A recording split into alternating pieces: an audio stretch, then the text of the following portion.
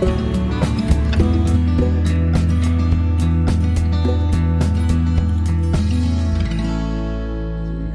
great. Yeah, they look great. Thank you. We're here at the Incubator Farm. It's a beautiful day in September. Groundswell was founded in 2009, so we're a bit over our 10-year anniversary.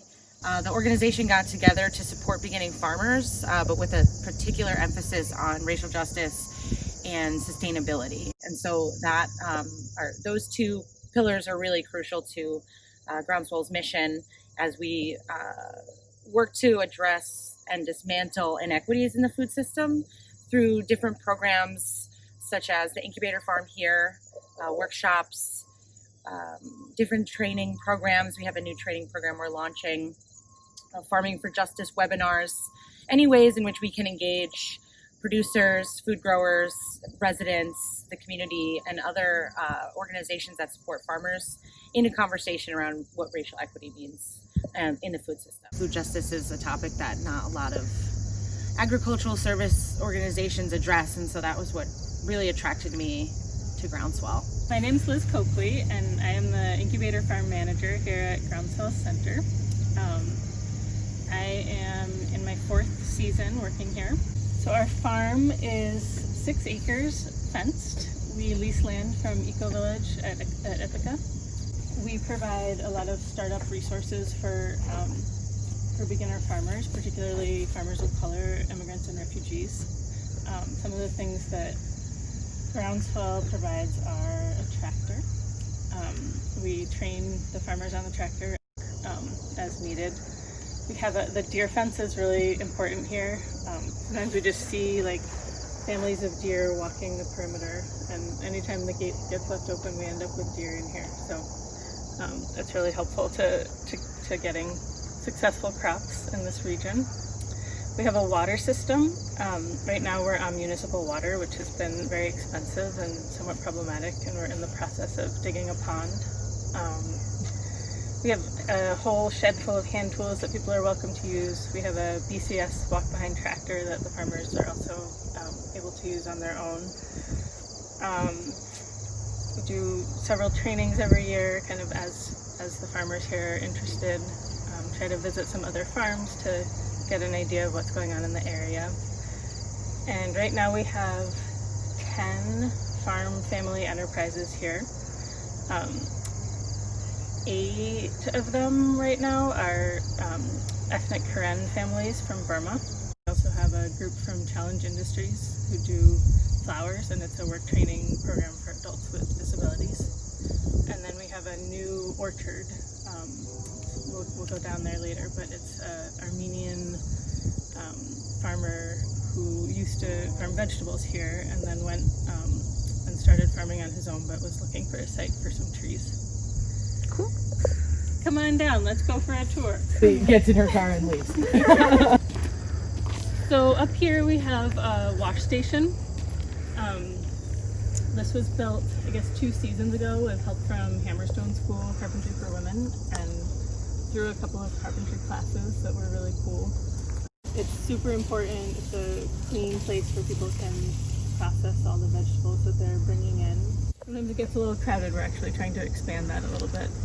And then we do have a walk-in cooler that similarly is vital to getting the produce safely from the fields to the customers.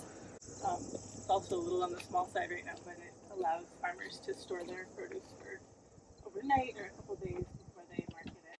This is all Coca-Cola and herb boxed in all of these bunches. Oh, so wow. There's a lot. Coca-Cola here. So you'll see each person has their own section, either pallets or boxes. Okay. But yeah, it's true. This is getting a little small. Yeah. I don't want to leave. It's so cold. I know. We can walk through the BCSs in here, which is our favorite tool. And BCS is short for? It's an Italian company. I don't know what it stands for, Okay. but it's a walk-behind tractor, and it has a few different implements Gotcha. to plow and till by hand. Well, not by hand, but without a larger tractor. This is where a lot of the flour usually goes on. We do have a shed, the shed here, that you're welcome to take a peek into. Have a lot of shovels, hose, kind of random supplies that could be used, wire, rope, all the things you might need on the farm. And this kind of is like opens onto the farm. This first plot here is the Ability in Bloom. It's the Challenge Industries plot. And this year, for the first time in response to COVID, they've been growing some vegetables, but in general, it's always been a flower plot. They do a CSA, do some selling for events. Kind of September is kind of a funny time. A lot of things are blooming, but a lot of things are also kind of at the end of their year. They had this year some tomatoes, they did some potatoes, kale, cabbage. Trying to think what else. This plot here is a fourth-year farmer. It's a family with, I'm trying to think, a little bit older children in this family. I don't actually see them here that often. Some of the younger kids are around really regularly. And they're growing, as you can see, they have some corn that's still standing. This is bitter melon here. That's a hand-built trellis there, right? Hand-woven. The trellises around are really cool. A lot of them are handmade, very creative.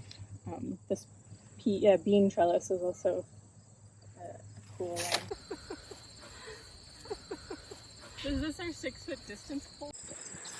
Okra. And then over here we have roselle or rosalie. It's in the hibiscus family, and it's something that the farmers tell me grows to great heights and never really dies in Burma, but here it never comes to flower because of our shorter season. But it's very citrusy and a little bit sour, and the farmers eat the leaves and sell it locally and kind of regionally as the leaf. Raw, cooked, doesn't matter. Do you not know? I believe I believe it goes in soup a lot. Okay. But I've also eaten it raw. Like I've been given it to try raw. So. I'm smelling something that smells good. You're welcome to take a leaf and taste it. It's really good. It's kind of a surprising flavor. Down here we have a fallow field. And over the years we've really tried to rotate fields pretty regularly to make sure that the soil has time to rest and regenerate. This field was in rye over the winter and then in buckwheat during the summer, and was planted in oats and peas a couple weeks ago. So this will grow hopefully fairly well, and then will die off in the winter. And next spring it should be in really good shape for a farmer to start growing on again. As we've grown, as our farm has kind of filled to capacity, we've had a harder time rotating whole fields at a time because almost all of our space is filled. So instead we're asking farmers to rotate within their own fields and have a few fallow beds in their plots every year. And that's been really kind of challenging just in terms of logistics, but I think we're getting there, getting closer. And then if you come over to this bed, this far plot is somebody got out as early as they could to try to get a little more time to cover crop it. So this is a really serious farmer. It's one of our most robust fields usually, but he was just ready and out, and we cover cropped it last week for the winter. And over here we're kind of in a field that's coming in to like a few beds at a time are able to be covered. So, which will be really interesting next year to kind of see what difference the different kind of approaches have made, and when we, like if we cover crop something 2 weeks earlier, is it a noticeable difference for the farmers? So this year, in resilience to COVID-19, Groundswell planted a solidarity garden. And we did this in partnership with Our Children's Future, which is a project that supports residents at the West Hill Village Apartments, and with another farm, Treegate Farm. We surveyed the residents in that apartment community about what foods that they'd like to eat.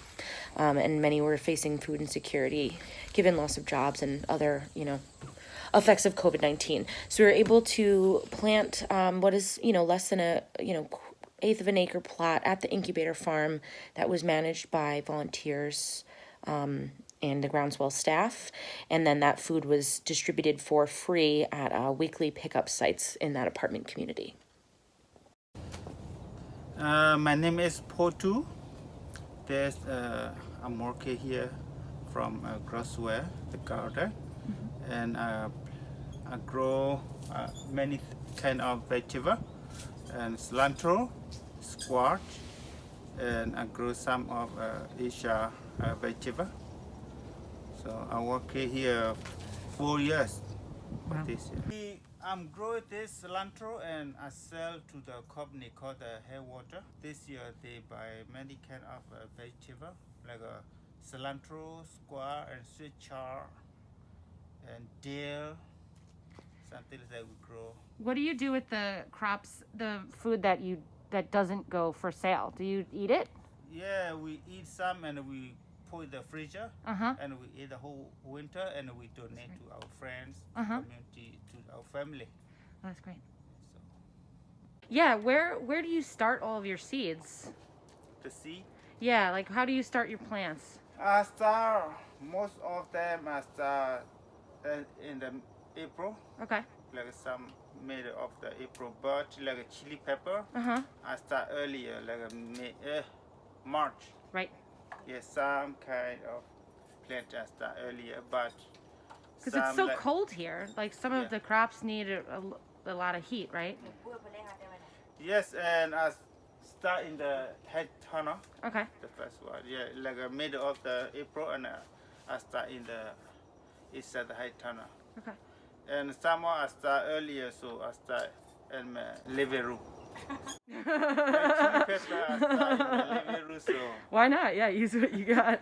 my living room so full. My name is Paul. I'm from Burma, and I've been here with Groundswell farming here. It's about, I think it's 6 years from now. And this is my lot, and I have 40 acres, a little more than 40 acres rather. And I use to grow a lot of veggie from Southeast Asia because in the past I couldn't find any of these. So now I finally grow a lot. And this is Coca-Cola. You see, we usually start the seed inside, but it's not easy to get a seed. So sometimes we just have to wait until the seeds in the high tunnel that we save is start, and then we transplant to the outside like this. When do you start the seeds inside? It's like April or February, at least February or March, around that. It takes a while to start. But this year, we start talking to Liz about planning some stuff that we can just stay here and sell it to other places. Sweet chard, that's my first time growing American veggie. Looks great. Yeah, they look great. Thank you. And I squash, and squash is gone. And I pretty much grow every year I grow Coca-Cola, peppers, and Thai holy basil, Thai hot pepper. These are, you can eat like salads. You can prepare a salad, but you can cook too. So a lot of time we eat raw. There we go. This is Thai holy basil. I have a lot, and this is the first time I grew a lot. A lot of time I can only grow 2 or 3 because it's very hard to start inside. Because if it's too much water, it's die. You have to be perfect, not a lot of water. And I think it's the most important. It's light. So, and that's the pepper that I grow. Almost gone. I sold everything. And Also, what about the flowers? Just for fun? if you have your mom, 62 years old mother, that's what happened. So I don't know where she got it, but she have all the seed. But it looks nice. That's when I kept that one alone. want to clear because they're beautiful. And over there you see it's bitter melon. Believe me or not, I sell the leaf more than I sell the fruit. People like the leaf better than the fruit. I don't know why. So this is it. I think that's the end of the season, and I'll probably clean up in 2 weeks. How do you eat the leaf? You just boil them and eat it. Try one. It's pretty tasty. Raw? You can eat it raw? Yeah, you can test it. Test it. See if you like it. It's called bitter melon. Do it on video. Yes. Do it get the reaction Yes. video? There you I go. want to see the reaction. You like it? Oh yeah, it's kind of like dandelion, but spicy. Yes. Oh, yeah. Okay. If you like it, then yes. Spicy. Woo! Spicy. Kind of, yeah. I don't feel spicy. No? but it's really bitter. That's good. I have a good order for that. Wow. I sell at the same time, but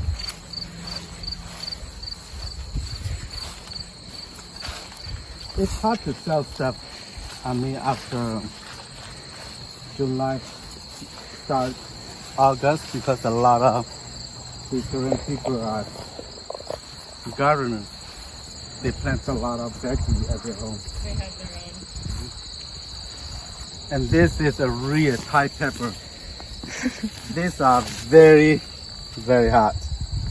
It's hard to get here. Nobody planted, just Groundswell people. Because they're so Yeah, easy to pick. yeah. No, it's easy to pick, but They're so cute.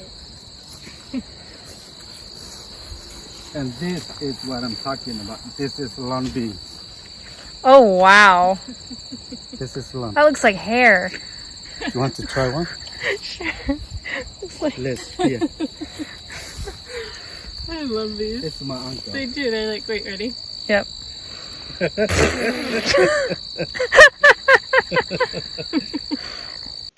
Hi, my name is Glenn Robertson. I'm an employment specialist and program coordinator with Challenge Workforce Solutions here in Ithaca. My program is called Ability in Bloom. We are a small business program of Challenge. Through marketing and growing specialty cut flowers, we provide work skills training to adults and teens with disabilities or other barriers to employment. We've been at the Incubator Farm for 6 years. We are fortunate and honored to lease our space from Groundswell. Groundswell's staff and programs have provided me with training, infrastructure, and advice that has facilitated our success. My gardeners, they're my employees, and I have grown attached to the magical space at the Incubator Farm. So this is a new addition last year in 2019. Zurich used to be an incubator farmer, graduated and now has his own farm business, but was interested in coming back to the farm and utilizing some space here, which is sloped and not great for growing vegetable crops, but works really well. So he planted about 100 apple trees. And he's been managing this site. In addition to, he has several sites around town where he grows. He does pick berries, he grows apples, and he also grows potatoes and garlic on several different sites. And he's interested as well in incorporating some educational elements to this, so aspiring orchardists could use this as somewhat of a classroom. And if you want to see, there's actually some really nice apples growing. Last year there was only one apple in the entire orchard. By design. Yeah, by design. Okay. And I loved it, and now there's so many. That is cool. Do you know which kind of apple they are? Yeah, says it's a Scarlet O'Hara. Nice. The hub of our irrigation system right here. This red spigot is our only source of water on the farm. So in the morning I get here, or whoever gets here first turns it on, and then generally it stays on all day. And you can hear right now there's irrigation running somewhere, and so our water's all metered from town, and it's yeah. Play it for a minute. You can actually see the numbers moving too, which is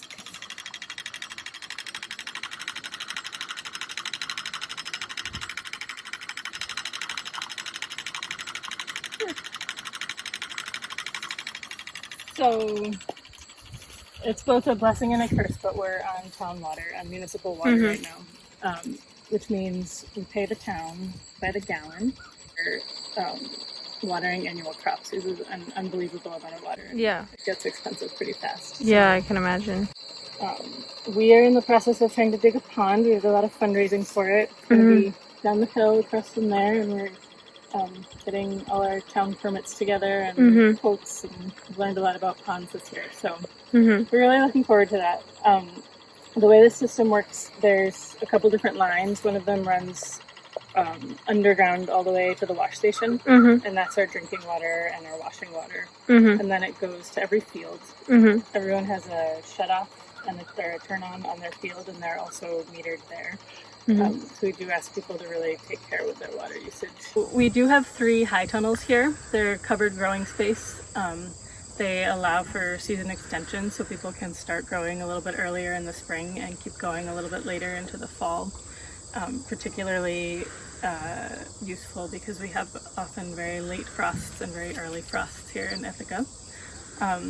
We have 3 tunnels. We started with this one 8 years ago or I don't actually know, I wasn't here yet, but this is our first one.